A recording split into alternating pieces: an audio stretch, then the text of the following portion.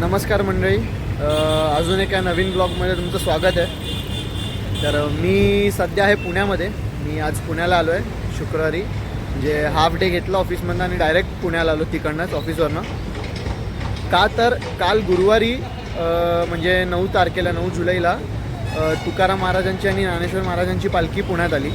आज 10 तारखेला मुक्काम करणार आहे आणि उद्या 11 तारखेला ती पुण्यातनं जाणार आहे. तर माझा हा फर्स्ट टाईम एक्सपिरियन्स असणार आहे, म्हणजे कुठल्याही वारीत किंवा पालखीत. तर माझा आता तसा काही प्लॅन नव्हता यायचा ॲक्च्युली, कारण मला माहितीच नव्हतं ॲक्च्युली की असं ह्या तारखेला आमच्या घराच्या जवळनं जाणार आहे. तर मला आत्याने काल फोन केला की असं असं आहे, आज पालखी आली आहे, उद्या मुक्काम आहे आणि परवा आपल्या दारासमोरनंही पालखी जाणार, तर ये तू. तर मग काल मी लगेच बॅग पॅक केले, सुट्टी टाकली हाफ डे आणि मग सकाळी निघालो. तर सकाळी म्हणजे ॲक्च्युली मी ऑफिसला जायला जी ट्रेन पकडतो ती माझ्याकडनं मिस झाली आणि मग मी दुसरी लोकल पकडली. तर मुंबईमध्ये असं आहे की प्रत्येक लोकलमध्ये कीर्तन भजन होत राहतात आणि मी नेमकं त्याच डब्यात चढलो ज्या डब्यामध्ये कीर्तन आणि भजन चालू होतं. तो क्लिप तुम्ही बघा.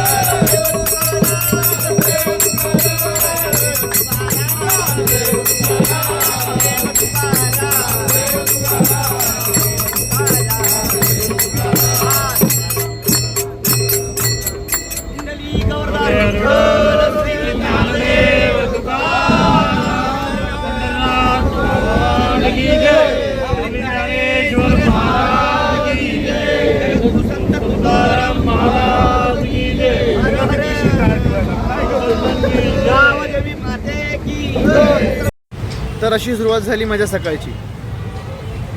मग मी बोललो चला पुण्याला पण चाललो आहे वारीला, तर चांगली सुरुवात झाली आहे. पण मग मी जेव्हा CSTला पोचलो तेव्हा कळलं की पुण्याला जाणाऱ्या ट्रेनच कॅन्सल आहेत. मग मी बोललो आता काय करायचं, ट्रेन कॅन्सल आहेत, काय करणार, ट्रेन नाही जाणार कसं. मग थोडेसे होप्स जात होते, पण मग बोललो की नाही, सकाळी जशी सुरुवात झाली आपली एवढी चांगली, तर आपल्याला क्लिअर हिंट आहे की आपलं जाणं कन्फर्म आहे. तर मग मी लगेच बस चेक केले, बस अवेलेबिलिटी बघितले. त्यात मला एक बसची अवेलेबिलिटी भेटली जी मला वाकडला सोडत होती. मग ती मी बस पकडली आणि आता आलो मी वाकडला. तर येस, आता मी वाकडला पोचलो आहे. माझा भाऊ येईल, तो इकडेच जॉबला येतो, तो मला पिकअप करेल आणि मग आम्ही जाऊ हडपसरला, हंडेवाडीला.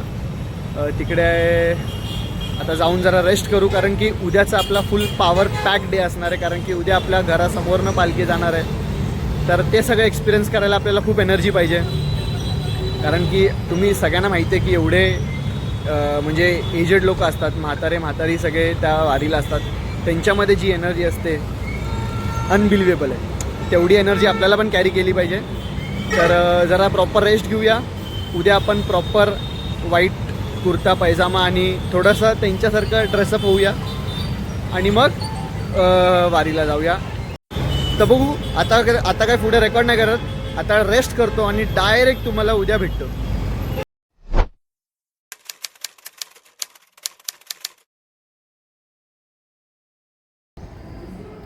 रामकृष्ण हरी. तर आजचा जो दिवस जेव्हा पालखी आमच्या घराच्या जवळनं जाते, तर चला आता जाऊयात लवकर. थोडा उशीर झाला पण लवकरच जाऊ, पालखी मिस नाही करायची म्हणून. मस्त दर्शन घेऊ दोन्ही पालखींचे आणि तुम्हाला पण दर्शन दाखवतो. तर मी सुद्धा एकदम त्यांच्यासारखेच वस्त्र परिधान केलेत. मस्त गांधी टोपी, कुर्ता, शेला आणि साईड बॅग पण घेतली आहे. तर गर्दीत उगाच काही मिसप्लेस नको व्हायला म्हणून मोबाईल्स वगैरे सेफ राहतील. तर चला, विदाउट वेस्टिंग एनी टाईम तुम्हाला डायरेक्ट तिकडे नेतो.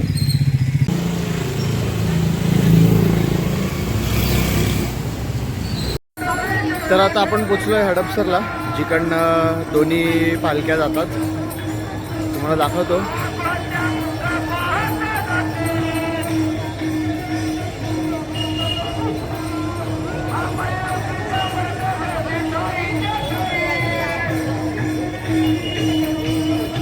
तर ह्याच रोडनी दोन्ही पालखी येतात.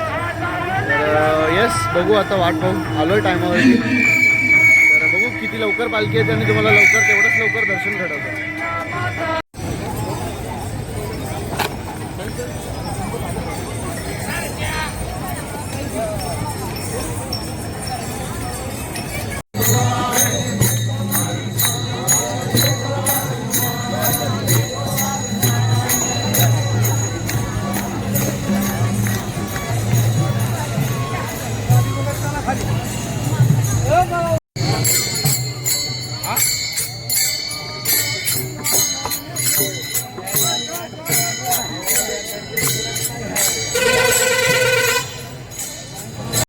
खूप मोठी वारी आहे, खूप वारकरी आहेत. बघू एक दोन वारकऱ्यांशी आपण संवादही साधू की कसं वाटतं त्यांना, म्हणजे किती वर्षापासून ते वारीला येत आहेत, मग कसं थकवा जाणवत नाही का त्यांना, त्यांचा एक्सपिरियन्स जाणून घेऊ त्यांच्याकडनं.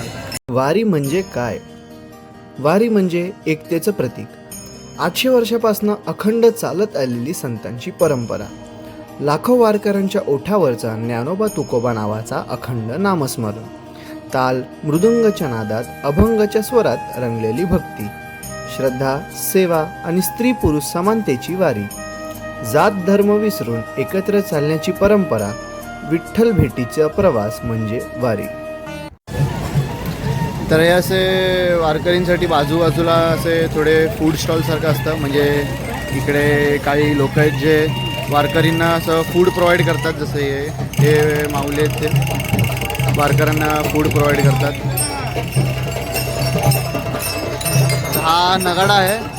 हा नगाडा म्हणजे सिग्नल आहे की पालखी जवळ येते करून. हा नगाडा आधी येतो, पालखी जवळ आली आहे हे पूर्ण वारकरींना दाखवायला. ज्ञानेश्वर महाराजांची पालखी येणार आहे. थोडक्यात माऊलींची पालखी.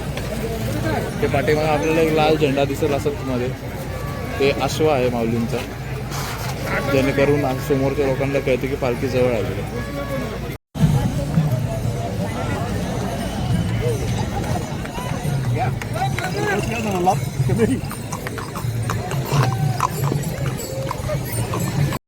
दोन्ही साईडचे रोड ब्लॉक आहेत, फक्त वारकरी जातात. म्हणजे बघा, या साईडने सगळे वारकरी चालले आहेत आणि रोडच्या या साईडने त्यांचं सगळं सामान, म्हणजे जेवणाचं सामान, राशन काय असेल ते सगळं सामान ह्या रोडने चाललं आहे. म्हणजे आता आहे बघा, या दादांच्या इकडे बघा हे कालिलं आहे, दिंडी क्रमांक 4 रथ पुढे. म्हणजे जे पालखीचा रथ असतो तो मागे असतो आणि त्या मागे मग हे सगळे दिंड्या असतात एवढ्या. लाईक मी आता बघितल्या त्या नाही बोलून तरी 22 ते 20 दिंड्या होत्या. तर त्या एक एक दिंड्या पुढे जातात. म्हणजे पालखी समोर 1 2 3 4 अशा करत आता 21-22 होत्या वाटतं. आता ही चौथी गेली, आता ही बघा तिसरी येते. ही बघा, ही तिसरी दिंडी आहे. मग 3 2 मग पहिली दिंडी गेल्यावरती मग मागे पालखी असणार.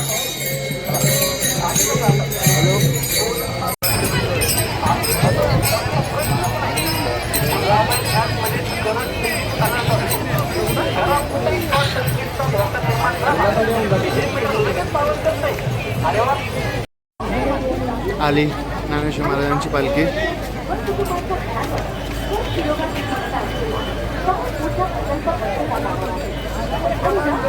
ही आता ज्ञानेश्वर महाराजांची पालखी गेली आपल्यासमोरनं.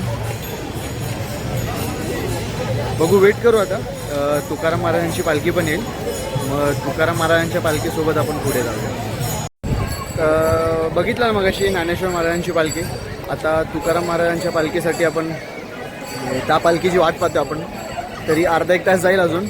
तोपर्यंत आपण इकडच्या वारकरींशी संवाद साधू जरा.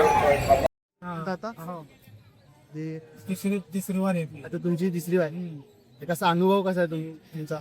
काय नाही, आपले ताव सगळ्यात आपला दमत असा आहे. आणि अजिबात दमत नाही, पाय दुखत नाही पाय दुखत नाही, काय नाही.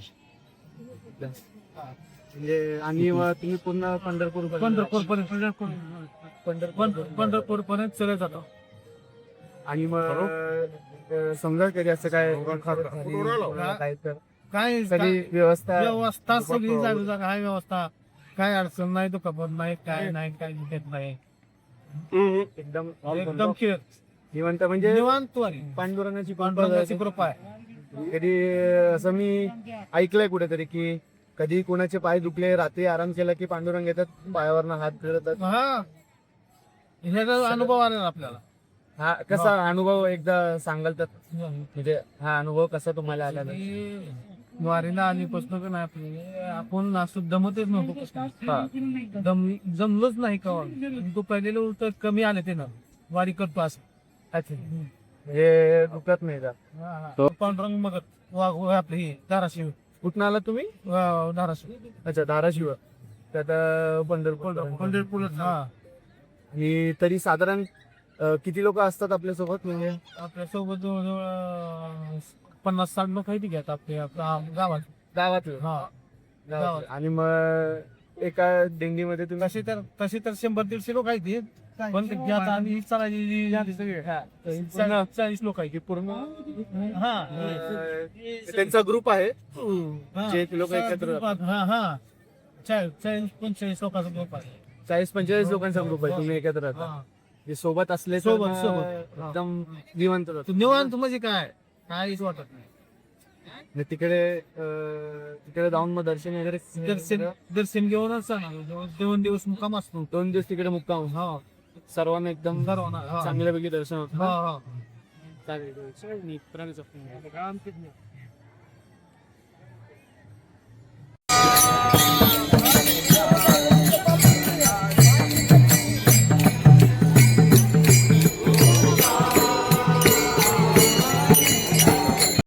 आता तुकाराम महाराजांच्या रथाचा नगाडा आलाय, म्हणजे आता तुकाराम महाराजांची पालखी पण लवकरच येईल.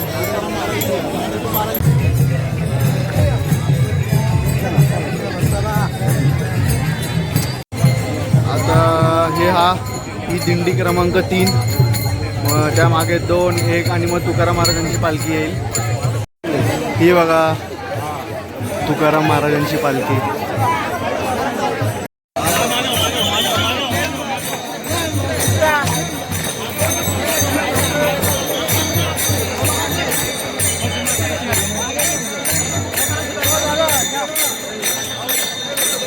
ही माझी पहिलीच वारी आणि त्यातच मला सेवेची अमूल्य संधी लाभली. किमान 4 किलोमीटर मी आणि माझ्या सोबतच्या वारकऱ्यांना संत तुकाराम महाराजांच्या रथ ओढण्याचे भाग्य लाभले. ही सेवा प्रत्येक वारकऱ्याच्या नशिबात येत नाही. माझ्या पहिल्याच वारीत मला पुण्याची संधी मिळाली, यासाठी मी स्वतःला खूप भाग्यवान समजतो. तर आपले दोन्ही पालखींचे दर्शन झालेले आहे, म्हणजे माऊली ज्ञानेश्वर महाराजांची आणि जगद्गुरू तुकाराम महाराजांची दोघांचे पालखी दर्शन आपले झाले. जर तुम्ही ही व्हिडिओ क्लिप बघितली असेल तुकाराम महाराजांच्या पालखीच्या, तर सोबत आम्ही कमीत कमी 2-3 किलोमीटर ती पालखी खेचली आहे. म्हणजे फर्स्ट टाईम माझं असं पालखीला होतं, या वारीला होतं, आणि फर्स्ट टाईममध्येच एवढं प्रीमियम दर्शन आणि एवढं सेवा करायची संधी मला प्राप्त झाली. काय बोलणार, एकदम नवालच आहे. कारण प्रत्येकाच्या भागी नसते ती सेवा करायची संधी, ती भेटली. आणि मी जसं भाविकांनासुद्धा बघत होतो आणि एका वारकरीसोबत संवादही साधला जो तुम्ही बघितला मगाशी. तर भाविकांचीसुद्धा जिद्द त्या पालखीच्या पाया पडायची खूप चांगली होती. म्हणजे एवढी गर्दी असूनसुद्धा ते मागे हटत नव्हते, गर्दीमध्ये जाऊनसुद्धा ते पाया पडत होते. ते बघून अजून छान होतं. म्हणजे एवढे म्हातारे कोतारे होते, पण एवढ्या गर्दीतही ते हार मानत नव्हते. तर पूर्ण पाया पडूनच ते बाहेर जात होते. आणि वारकरी जे होते, वारकरीबद्दल आपण काय बोलणार, म्हणजे पूर्ण 20-21 दिवस ते 180 किलोमीटर चालत जातात आळंदी ते आपल्या पंढरपूरपाशी. पूर्ण त्या म्हणजे बोलतात ना, वेगळीच एनर्जी आहे त्यांच्यामध्ये, ऑसम एनर्जी आहे.